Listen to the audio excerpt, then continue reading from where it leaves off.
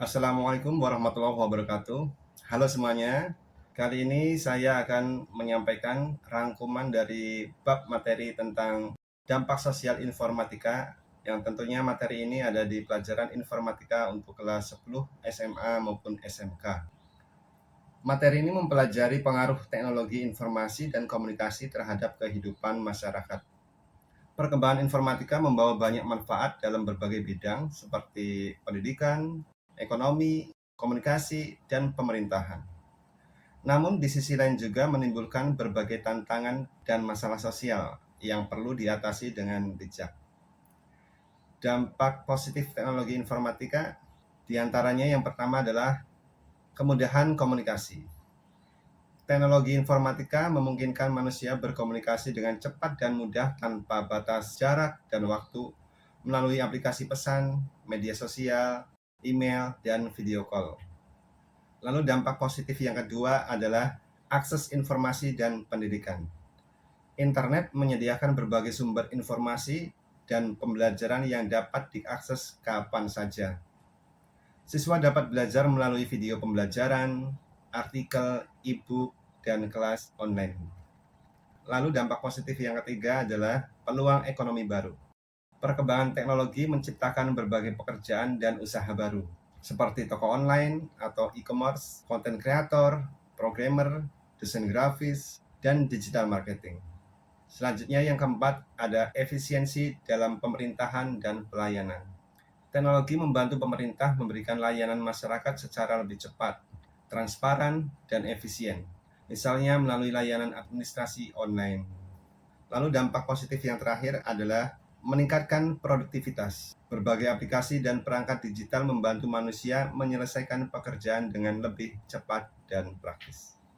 Itu tadi adalah dampak positif dari teknologi informatika.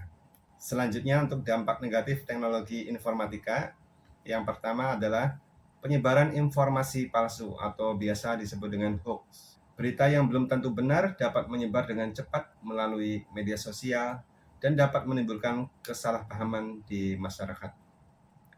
Yang kedua, ada kejahatan cybercrime. Beberapa bentuk kejahatan digital, diantaranya ada hacking, yaitu membobol sistem komputer secara ilegal. Lalu ada phishing, penipuan untuk mencuri data pribadi. Lalu identity theft, pencurian identitas seseorang. Ada cyberbullying, perundungan melalui media digital. Lalu defacing, mengubah tampilan website secara ilegal.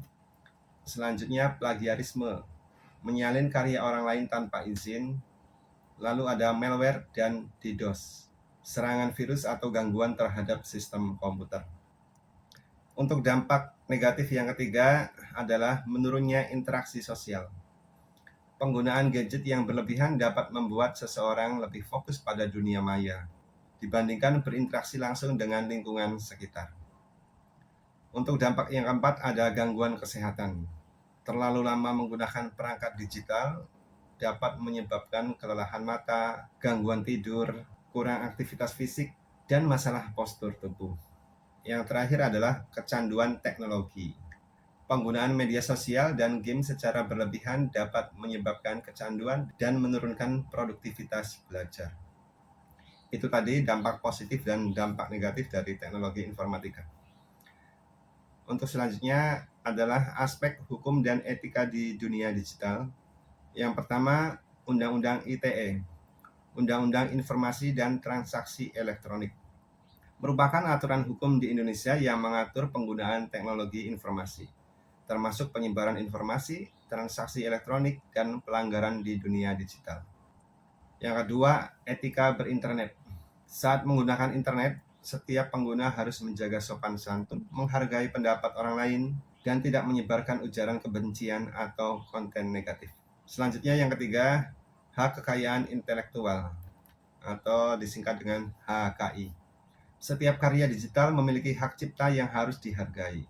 Pengguna internet tidak boleh melakukan pembajakan atau plagiarisme. Yang keempat, menjaga privasi digital. Pengguna harus berhati-hati dalam membagikan data pribadi agar terhindar dari penyalahgunaan informasi. Lalu, Solusi dan upaya pencegahan. Yang pertama, meningkatkan literasi digital. Kemampuan memahami, menganalisis, dan memeriksa kebenaran informasi sangat penting agar tidak mudah percaya pada hoax. Selanjutnya, menggunakan pengamanan data.